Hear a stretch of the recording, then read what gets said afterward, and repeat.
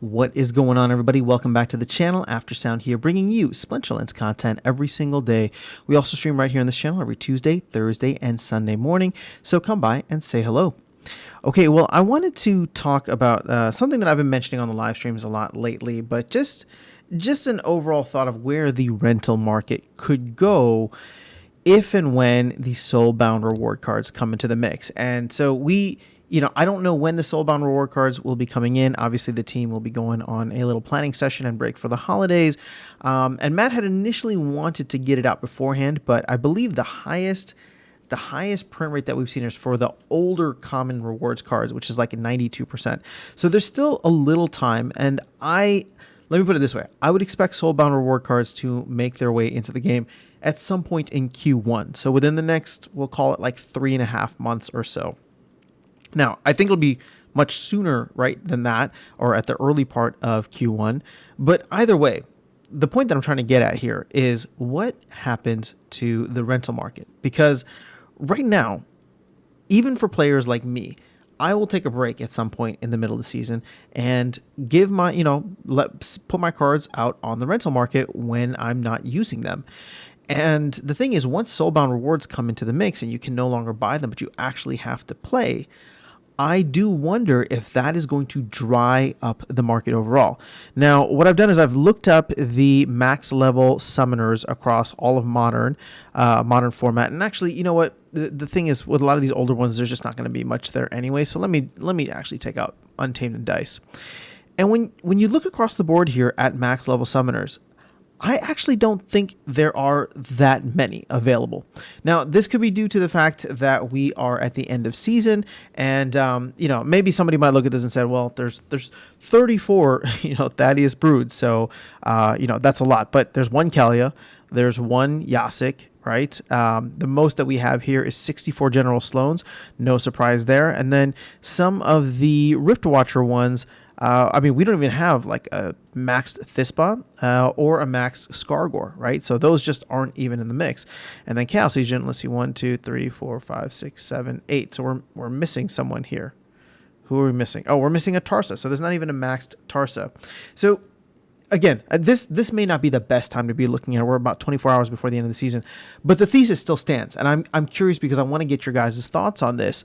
Now, people might think, well, okay, there's a lot of cards out there right now, and a lot of these are extras that folks have, so it's not like it's going to eat into their playtime.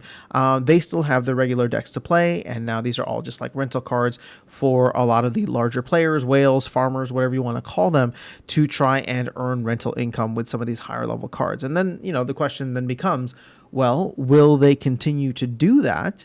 Or if they have like a max Chaos Agent deck, instead of renting it out, would they consider botting? Would that bring more value to them in the long run? Because then they'd have another account that could earn, another account that would have reward cards in it. Again, those would be soulbound, but maybe they're burnable at a certain level. Maybe they're tradable, sellable, rentable.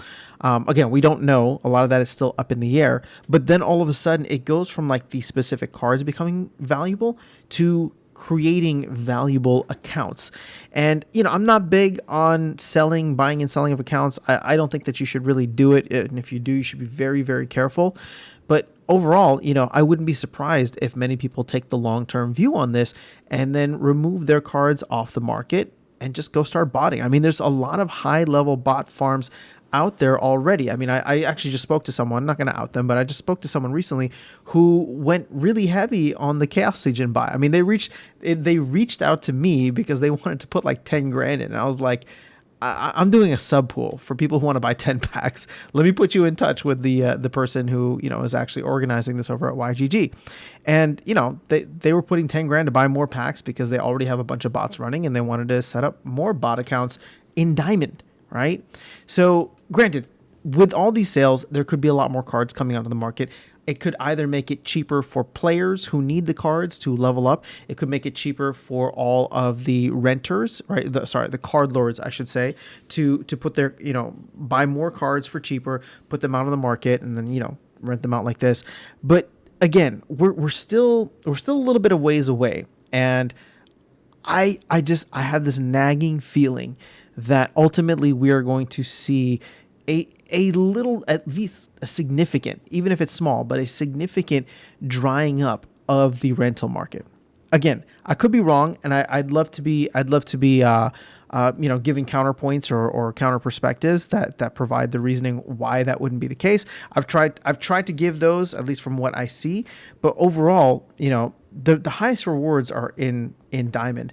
And one of the experiments that I'm running, and I'll probably maybe do a video after the season is done, but one of the experiments that I'm running now is, well, how much does it cost to like rent? And it's not a perfect experiment because I'm not renting my entire deck, but I am renting up from where I'm at in gold, and then trying to offset some of those costs with my gold level summoners or gold level monsters.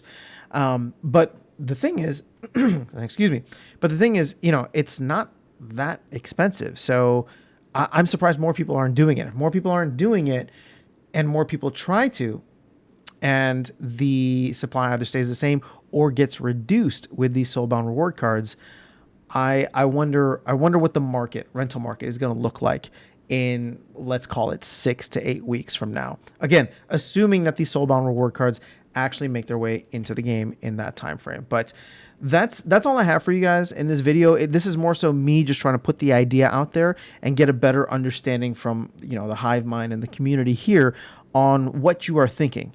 And more specifically, I guess, are you planning, if I can ask you directly, are you planning to no longer rent your cards out? If you're renting your cards out now, would you consider botting your account or coming back and playing in order to earn those Soulbound reward cards? And I know there's a lot of people salty about the Soulbound reward cards. I don't want to get into whether or not they are good for the game or they're not. We've had those conversations already.